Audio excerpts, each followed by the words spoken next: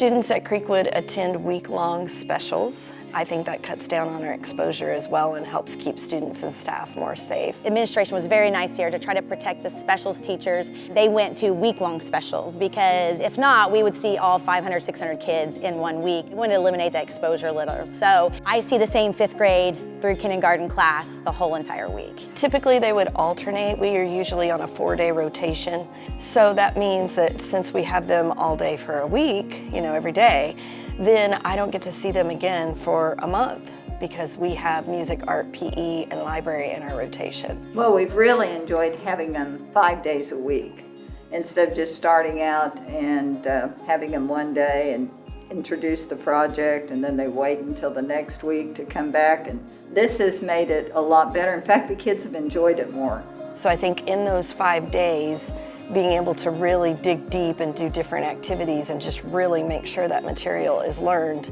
is really effective. I think that a lot of them are glad to be here. I think they're glad to be able to still come into PE and enjoy it. They just adapt. Kids are very adaptable and they don't complain. They just know. I know that I want to give the kids the best experience, but I also want to make sure that it's safe, so that we're still able to do a lot of the things that we've done before, but we have to find ways to do it differently. Making sure everything is clean. We completely clean the room between each class. Well, this year we have to quarantine the books, so we quarantine them for a week.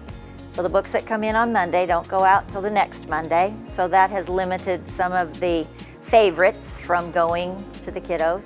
Anytime we use equipment, as soon as the class leaves, I sanitize it. Just like today, we played dodgeball. Whenever the class is done, we put them in a different bucket. I spray them down, and then I have 5 minutes between each class. I let it sit on there for about a minute or two, and then I wipe all the balls down and put them in a new bucket. They are doing really well wearing their masks, and they will remind their friends if they don't have them on to wear their mask. We use hand sanitizer every day when we go to use any electronics, like when they're typing. Funniest thing they've done this week, they've decided they were going to name the hand sanitizer the germ juice. I need some germ juice. And then one student said, no, we need to call it anti-germ juice because we don't want the germs. So I thought, okay, we are understanding our prefixes. As far as the rules for masking, 5th through 3rd, they come in with them on, they're over their nose and their mouth. As long as they are walking, their masks have to be up and over their mouth and their nose. Now, if they start running and they're exerting some energy, they can kind of pull their mask down. And then once they're not exerting energy, they've got to get that mask back up. My background is a counseling background, and I do feel like you can incorporate a lot of the counseling needs with the art. And this year in particular, some of the kids are feeling very isolated.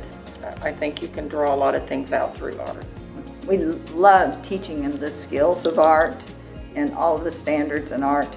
But what we also love is getting them to be more creative and be confident in their creativity. My job is just to make it so incredibly fun to learn those standards that we're working on, to where that kind of gets in the back of their mind for a while, maybe not worry so much about the COVID and the germs and all those things, and just get into the music and have fun and be learning as we're going.